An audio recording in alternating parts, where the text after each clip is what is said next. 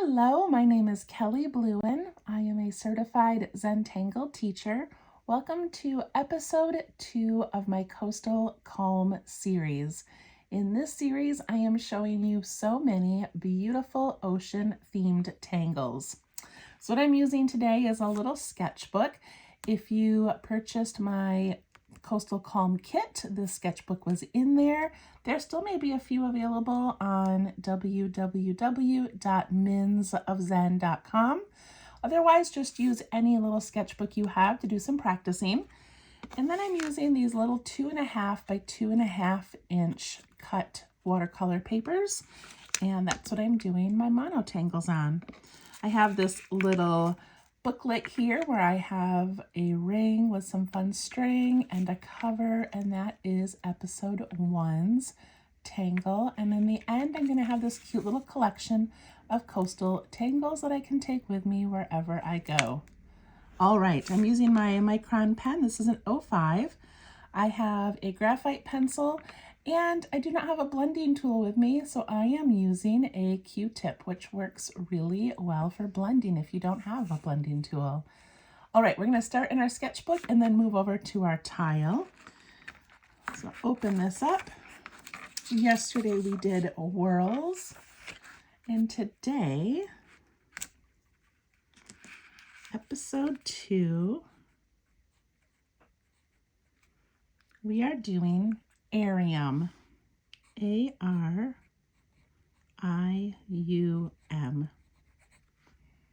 Arium, created by Hiroko Matsuo, a CZT. All right, so these tangles that I'm showing you are ocean themed or beach themed, which means that they are meant to look like something organic you would find in or near the ocean.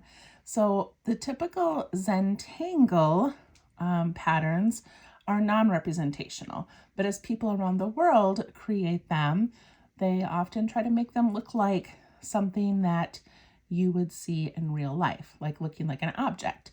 So this one is similar to a seaweed, but I'm not really teaching you how to draw a seaweed. I'm teaching you how to draw a pattern that looks like seaweed. So don't feel frustrated if yours doesn't look exactly right, and don't focus on the idea that it's seaweed. Focus on just the movements of your pen and how relaxing it can be to make this really cool shape. Okay? All right. So to make this, we are using S shapes or S curves. That just means that we're going to swoop to the left and then swoop to the right, and we're going to keep on going, okay? So I'm going to start with an S like this, where I kind of have it up on top and then coming over here. This is just our practice book, so play around till it feels right. And then I'm going to do another S shape. So I'm just going to go up and down like that. And I can do another one. And you can angle these however you want.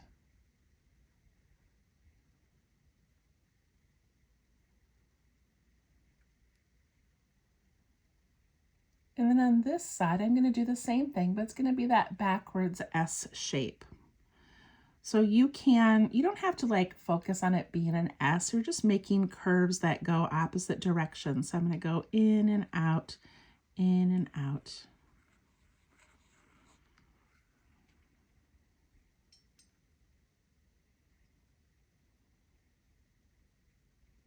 I feel like it's one of those that takes a few times to really get the feel for it. Down here at the bottom, I could curve it around and then make like a little stem.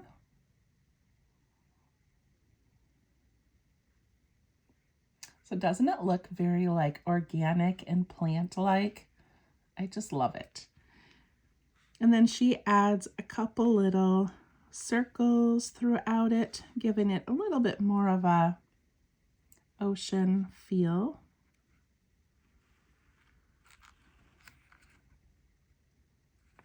All right, let's do another one. So again, we're making those little curved shapes. So I like to start with a bump at the top, and then it's up to you how big, how wide. And these can kind of go up, or they can come out to the side. They can curve down. And see how I kind of kept this side all about the same? That wasn't even specifically on purpose, but that's going to be the center of my plant. So I kind of always come back to that middle area. The other side, I'm going to swoop in and then out.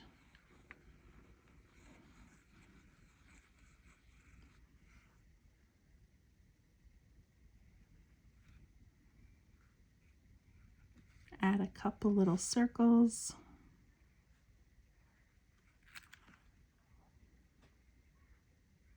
What do you think of this one? Is it a little difficult, or do you feel like you like it? I'm going to do a little one over here just to practice again. Just doing those wiggly shapes. And then purposely trying to make some go long, some go short, some go up.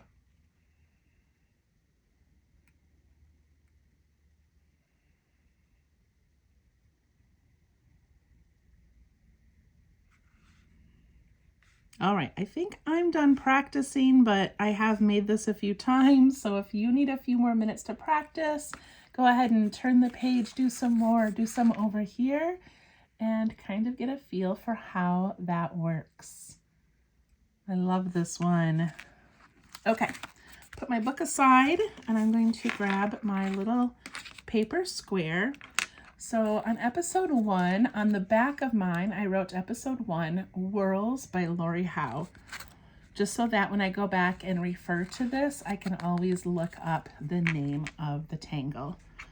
So on this one, on the back, I'm going to put episode 2. And when you use watercolor paper, there sometimes is kind of a front and back. The back is the really smooth, flat side, and the front is a little bit more bumpy, which helps it hold watercolor. So the back is the flat side. Both sides work for watercolor, but that's typically the back. All right, this one is Arium.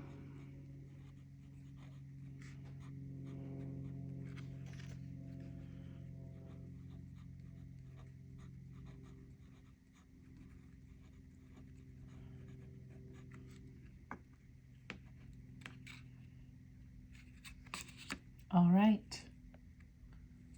Are you ready? So if this is still a little bit difficult for you, then maybe you want to start with pencil. That works just as well, and you can go back and trace it when you're done. But I'm going to start with, well, you know what? I am going to start with pencil. I changed my mind because I want to put in that little frame. So I'm going to put in my dots in the corners. And I'm going to connect those. And these lines do not need to be straight. We're just creating a cute little area to draw in.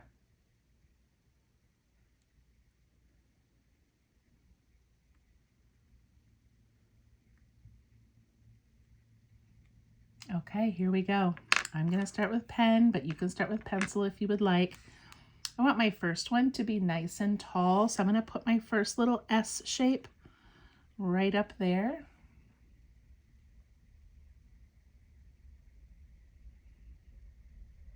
And then I'm just going to go nice and slow, making those curves, making them longer, shorter, making sure some of them kind of point up. I feel like in the ocean, things are always kind of flowing upwards. And I'm going to let some of mine go over the edge a little bit because I like how that looks. So I'm just going to go kind of slow.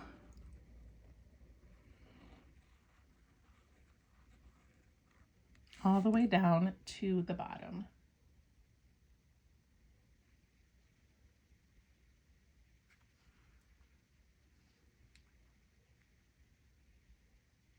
And then I'm going to do the other side. So I always do this one by kind of making that C shape first.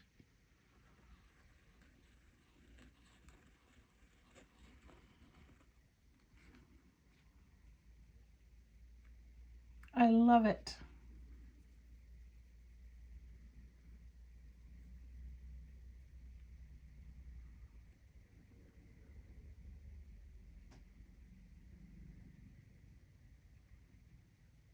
I'm going to add some little circles.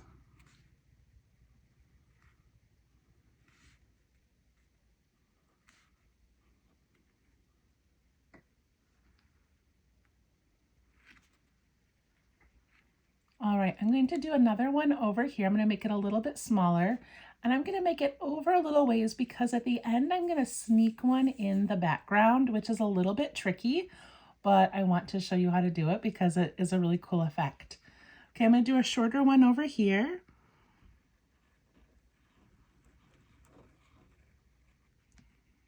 And it's up to you how many of these bumps that you want.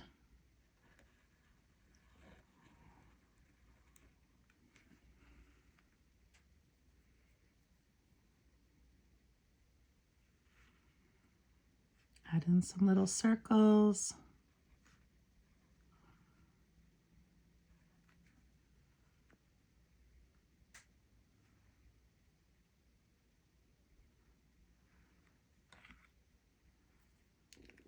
And then I'm going to switch to pencil for my last one.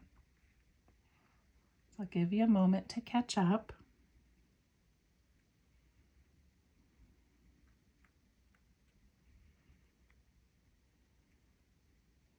Okay, so this last one I want to put in here, and I want it to bump into these. So I'm going to do it in pencil because if I do it in pen, I'm going to have to lift my pen every time and figure out where it comes out every time I bump into the other plant.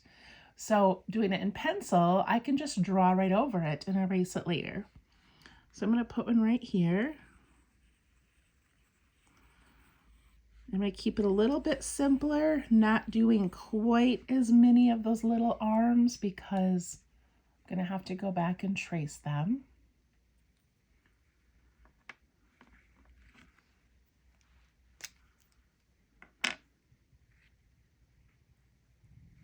So now when I trace them, I'm just going to make sure that I stop every time I get to another shape. So stop, lift my pen, stop, lift my pen.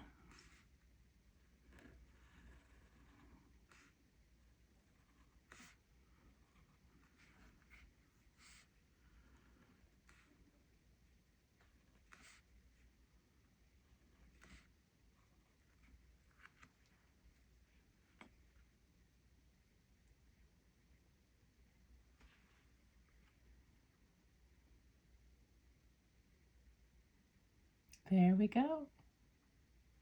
Right, I'm going to trace my border so the bottom of my border is nice and solid.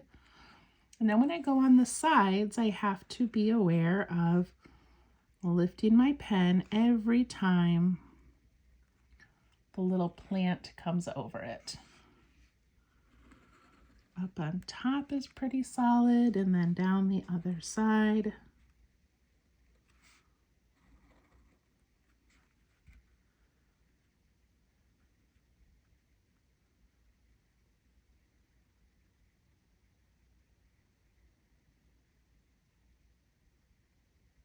And if you wanted to, for a background, you could add in some little thin lines or some waves or some little dots just to kind of fill in the whole tile if you would like.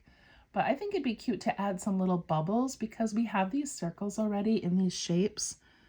So I'm just going to add a few little circles kind of floating around or nestled in little areas.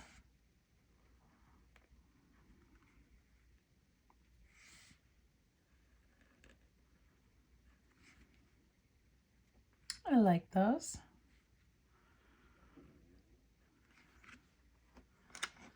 All right, I have an eraser nearby, so I'm going to take my eraser and I'm going to erase these pencil lines where they cross over each other.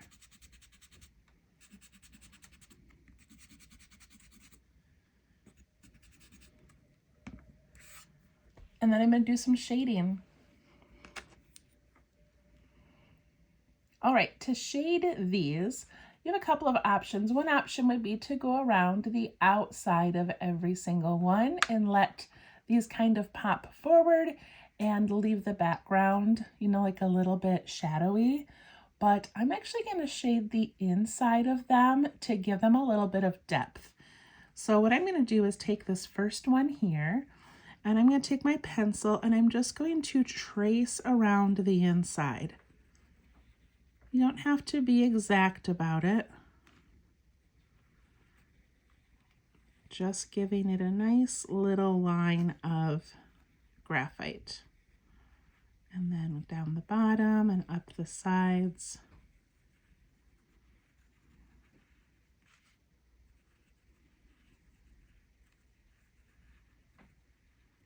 Like that. I'm also going to go around those little circles just to help them separate a little bit from the Arium. Okay, I take my Q-tip because I don't have my blending tool with me. And these Q-tips are not very pointy, so you can't get like an exact, you know, spot, but just sort of do what you can. Go up really close to it, and you're just going to pull that little bit of graphite in towards the plant slightly. I'm not really worrying about those circles. I like that they have a little bit of graphite all around them, but don't really need to move it much. And look at how pretty that looks now and how much it stands out compared to the two that do not have the shading.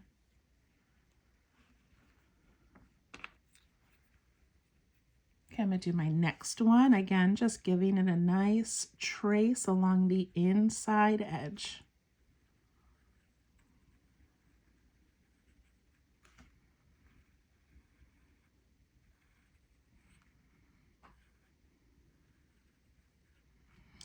And then wherever a plant goes over it, you're going to add that graphite to the plant behind.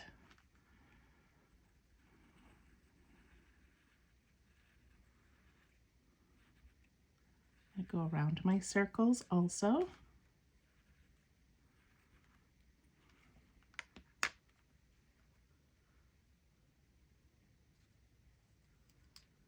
And then pick up my little Q-tip here.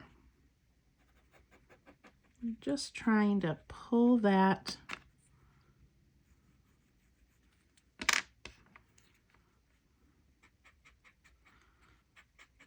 into the plant slightly. So right here, my plant goes over this one, so I want to add a little shadow.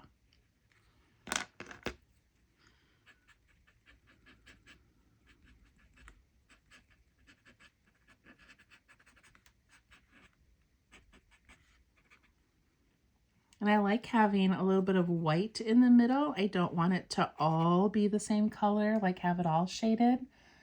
You want it to have that dark on the edges and a little bit lighter in the middle. All right, I've got one more to do.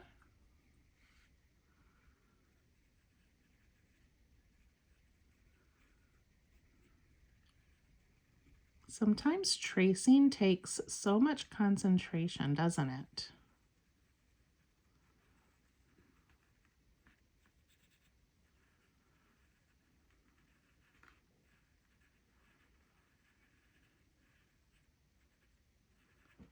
I'm going around my circles.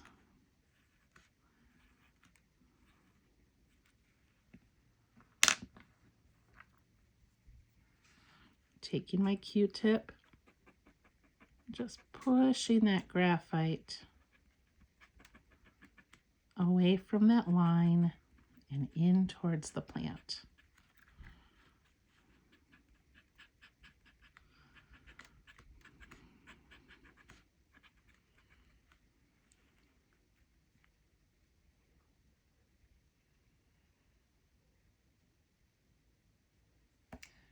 And then my Q-tip has some graphite on it, so I'm going to put a little bit of graphite on the bubbles. That helps give them a little bit of dimension.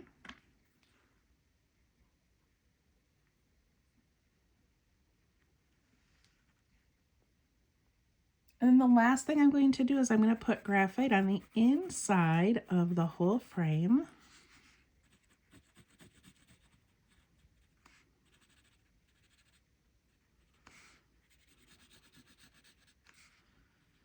And this is going to help that outer frame kind of stand out, and the inner frame is going to look more like a background.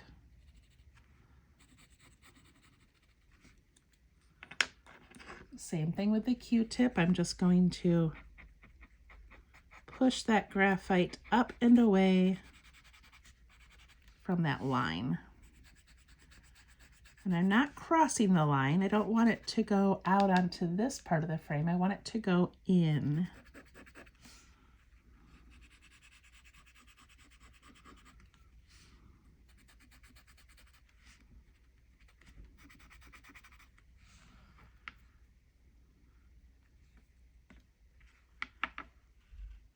And there we go, Arium. Doesn't that look like seaweed? I just think it's so cool.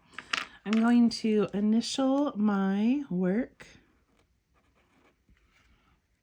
and it's done. So now we have our 2 coastal tangles. I'm really feeling that like a beachy vibe, so I hope you are as well. And we will see you again for episode 3. Thank you. Bye-bye.